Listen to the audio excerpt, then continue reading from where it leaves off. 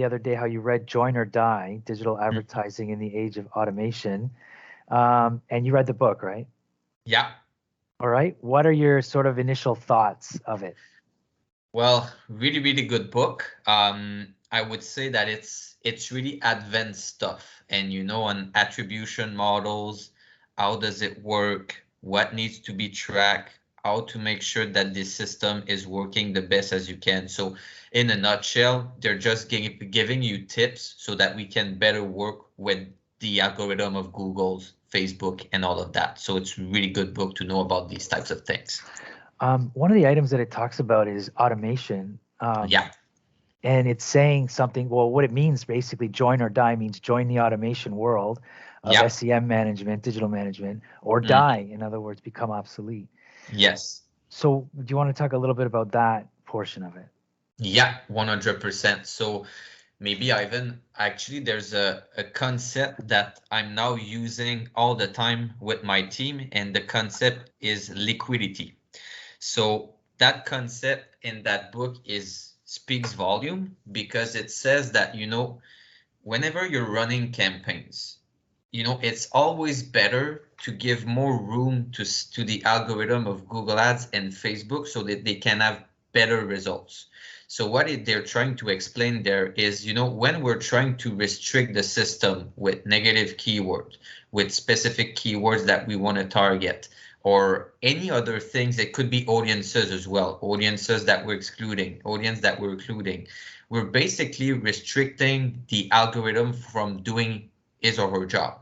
So that's basically what he's explaining. So, a good example of that also, Ivan, could be that, before in my campaign, basically on Facebook, I was splitting my prospecting and my remarketing audiences. So with that concept, I stopped doing that because I was basically restricting Facebook of giving me the best performance. So now what I'm doing, I'm merging these two campaigns together. So that way I'm making sure that I'm aligned with the concept of liquidity and letting Facebook spend the budget where they see that they have the best results. So that, I would say, is one of the big learnings or stuff that I got out of that book. But so the automation, does it land on the actual platform? I mean, there is automation on the platforms itself, Facebook and Google. But what about like using the way traffic has its own machine learning and automation software that also has its own power? Yes. Do you want to talk about that kind of? Yes. So obviously, it's really good. They're mostly focusing on automation, Ivan, more so in the advertising platforms directly. But obviously, having automation from another part of the business, which another platform, sorry, like Dealer Breacher, for example, that's definitely a positive thing, because now you're going to let the platform as well optimize on what works and put less budget on what doesn't work, So if you have automation, then you're going to make sure to let the computer do its thing, and you have more the human being there as the role of a little bit of the role of the doctor, basically. So you're just in there making sure that everything's fine, doing diagnostic, is what's going on, and do recommendation on budget and things like that. So that way you play a role that's a little bit more hands off, but that's as important as being hands-on, because now you're focusing on what's important, making sure that your data is always good, that's stable, that you have good result, and you're going to be able to focus on really where the value is for human, meaning looking at trends. What strategy should we change? Sure. All these things. So you're less going to be in the nitty-gritty, the tactical piece, but more on the strategy front, which is really positive. Yeah, so we still need to have the human aspect, and you still have to have like an advanced strategist skilled in that medium to be able to control it. I think it's something I call it automation and humanation. Yeah. So that's still valid. Like even in Join or Die, they still kind of say, the human aspect is very important. 100%. And Ivan, they're just saying that, the role of people that are actually playing in the campaign is just changing. It's just becoming different. Before we were really going in the platform and changing manually everything, but now we have a bunch of roles, and that's from another book as well that's similar. But basically we have the role of the doctor, so we just talked about it. So just look that everything's going fine, do diagnostic, provide strategy, optimization for the tactics and things like that. Then you also have the teacher part of the strategist. So I think that's another important part of our role, meaning that we need to make sure that we're able to educate our customer on what to look at, what not to look at, what does these metric means, all that good stuff. So it's just that the role is changing, but we're just going to have human focusing on more value-added tasks and the robot focusing on more redundant tasks that doesn't add that much value. Yeah, because I was always saying that, traffic is a computer playing a computer. Yeah. With the referee in the middle, sort of, right? Really good analogy. Right? Instead of like a human playing a computer, which a human will never beat the computer. Yeah. Yeah. And, as I always say to my team as well, Ivan, computers that are better with numbers than human. So let's make them focus on what they're better than us. And then we can complement with our creativity, our problem solving skills, all that good stuff that we're complementing the computer, basically.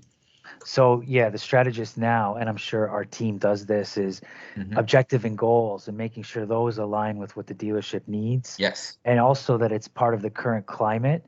Let's say right now, inventory shortages or something like that. Once that's set, now you can control the automation and then allow it to do the rest of the work, kind of thing. Is that kind of what it's talking about?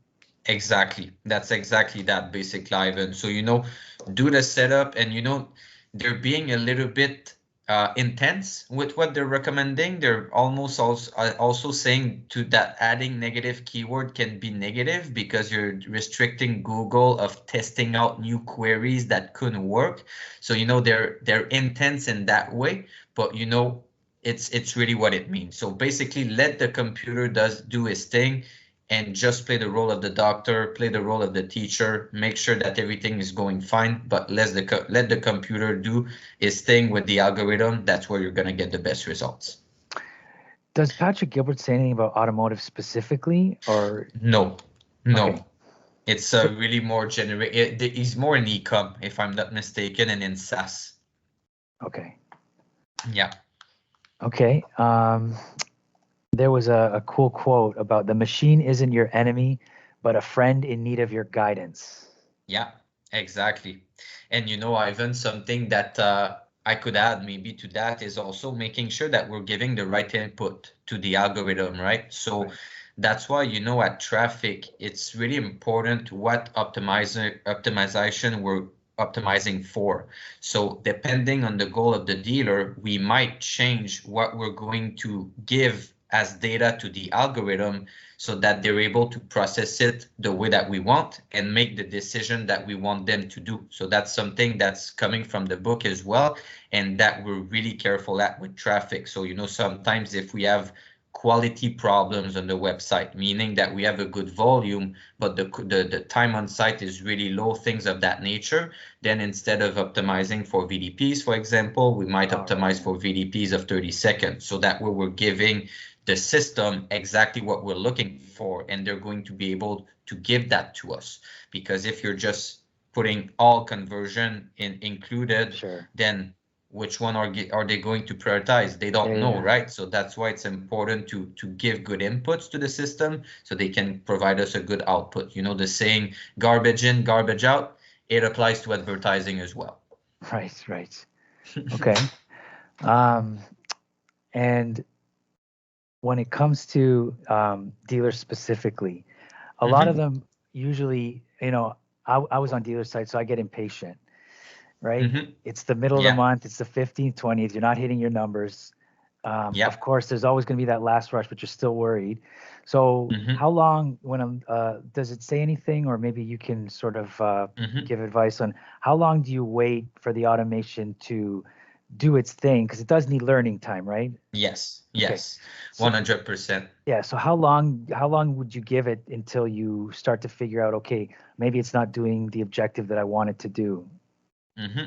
So I would say, Ivan, I'm gonna give you a classic marketer answer. It depends, but if I give you a good idea, okay, of how I gauge how much time I need to give for specific optimization before I do a change. It's really dependent on the budget, okay? So for most SMBs, meaning if you're spending between, let's say, $1,000 to $5,000 a month, something like that, it would be important to give, I would say, at least 1 month and at best 2 months for the system to be able to give proper numbers. Because I'm just seeing it now with one of my customers, where at first I was testing a new audience. It didn't work at all, but I told them, look guys, let's just wait. And they have a fairly big budget, okay? They're way more than $10,000 a month. And we waited 1 month to make sure that we were not killing an audience that could work in the future. And I'm glad that we waited, because now it's our best performing audience, just for waiting like 1 or 2 months. Wow, it changed everything. So sometimes, you know, as you said, Ivan, we're tempted to just go and do changes all the time because we want to do well for our dealers. But sometimes we just need to say, hey guys, let's just wait a little bit. Let's just stop. We just need to give the system a little bit more time, and it's going to get where we want. But we just need to get the system time to ingest the data and know what to do with it. And so then if it's 1 or 2 months, wouldn't it be better to, you know, I'm thinking strategist side now, because that's what the side that I'm on, is to start campaigns at the beginning of a seasonal cycle. So let's say spring market, you want to start early in the spring, because then you'll have your 2 or 3 months to optimize, as opposed to starting at the end of the spring, and then it kind of changes into that summer. Oh, yes, I agree with that 100%, Ivan. And you know, what's even better with that is that if you have like seasonal offers or seasonal campaigns that you want to put in the market, we'll be able to test multiple offers, right? And see what's working in the market and what not. And then we'll be able to provide you recommendation. We're going to learn about your audience and know what they're reacting to, right? So if we have more time, we're able to do that. But when we're doing monthly promos, that's a little bit the trade-off that we have. Yes, we have a fresh offer that's always new, but we can't testing. You know, that's the problem that we have with that. So having a quarter offer or something like that would definitely do wonders. Maybe the OEMs could start doing quarterly offers. They probably should. Sometimes yes, 100%. Because sometimes 100%, right? Sometimes they do bi-monthly offers. It's like 2 weeks for the machine to learn, for the strategist to learn, for the salespeople to get trained on it, for everybody to figure it out. Yeah. And you know what's crazy about it, Ivan? It would probably work better, and it would be less work for them as well, because you know, they could just do one like once every quarter, so that way we can test a bunch of different offers and we would learn from it, right? So better performance and less work. So I would agree with you 100%, Ivan. I think that's something it's going to be hard to change in the auto business probably, but that would be a good idea.